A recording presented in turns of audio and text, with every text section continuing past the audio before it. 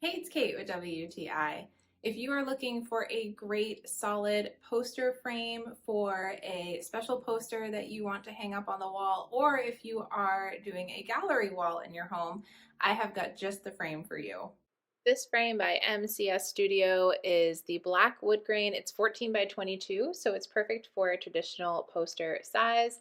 And I love that you can hang it vertically or horizontally, and it's so easy to slide those little hooks into place. I have had frames where that is not easy, so I really appreciate how smooth those are. And that wood grain is such an interesting feature to me because it's not just like a plasticky kind of poster frame. Like, this is really beautiful and excellent quality, and I think that that wood grain finish is a really neat touch.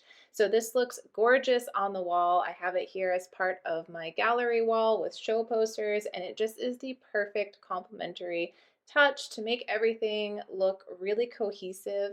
It hangs really beautifully on the wall, and I just love how nice it looks and that great quality of that picture frame. I'm super happy with this frame. It's the perfect size for this poster, and I love that wood grain finish and how nice and solid of a frame this is. I definitely recommend checking this out, but that's just my point of view.